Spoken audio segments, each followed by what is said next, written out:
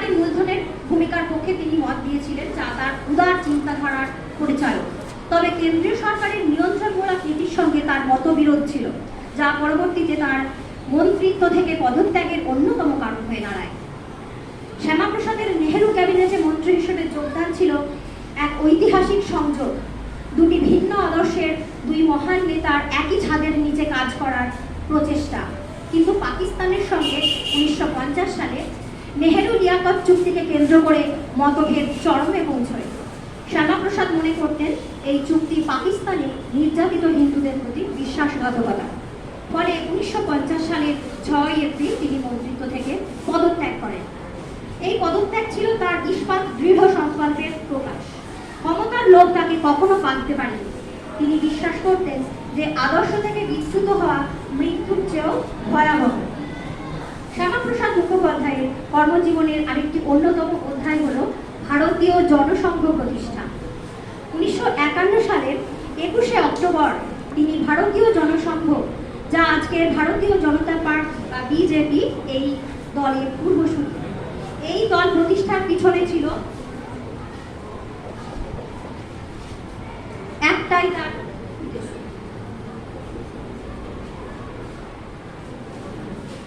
যাতে করে এক দেশ, এক বিধান এবং এক নিশান, ভারতকে একটি সত্যিকারের সংহত রাষ্ট্র হিসেবে গড়ে তোলা।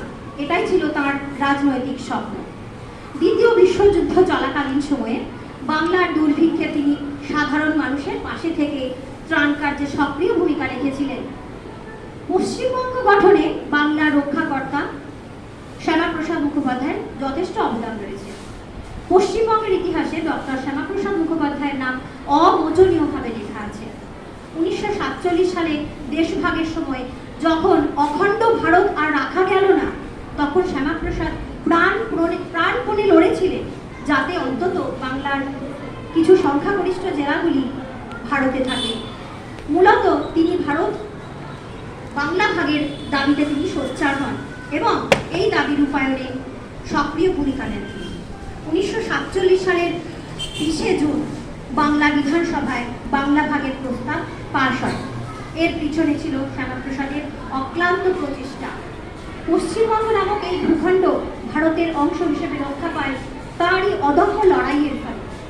শ্যামাপ্রসাদ মুখোপাধ্যায় না থাকলে আজকের কলকাতা, আজকের পশ্চিমবঙ্গ হয়তো পাকিস্তানের অংশ হয়ে যেত। একথা অনস্বীকার্য যে পশ্চিমবঙ্গ প্রতিষ্ঠায় তার ভূমিকা ছিল অত্যন্ত গুরুত্বপূর্ণ। কলকাতাকে পাকিস্তানের হাত থেকে রক্ষা করার যে লড়াই তিনি করেছিলেন, সেই লড়াইয়ের কথা প্রতিটি বাঙালির মনে রাখা উচিত। তার জীবনের একটি গুরুত্বপূর্ণ অধ্যায় হলো কাশ্মীর সমস্যা এবং তার চূড়ান্ত বলিদান এবং তার অমর শহীদ। কাশ্মীর সমস্যার প্রেক্ষাপটটি ছিল এরকম: 1947 সালে দেশভাগের সময় কাশ্মীর ছিল একটি বড় সমস্যা।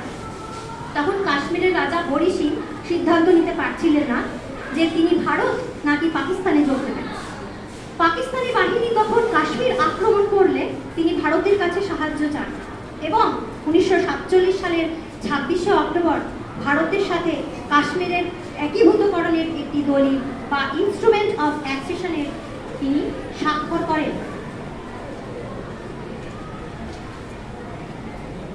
এরপর আসি আর্টিকেল 370 বা অনুচ্ছেদ 370।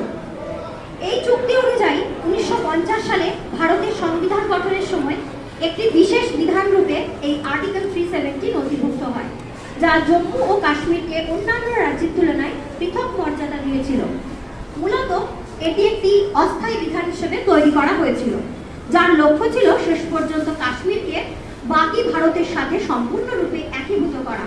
প্রসঙ্গত উল্লেখ্য, কাশ্মীরের নেতা শেখ আবদুল্লাহ এবং ভারতীয় নেতৃত্ব অর্থাৎ জওহরলাল নেহেরু এবং সর্দার বল্লভভাই প্যাটেলের মধ্যে দীর্ঘ আলোচনার ভিত্তিতে এই অনুচ্ছেদ সৃষ্টি হয়। এর আওতায় কাশ্মীরের নিজস্ব সংবিধান, নিজস্ব পতাকা এবং নিজস্ব শাসন ব্যবস্থা ছিল।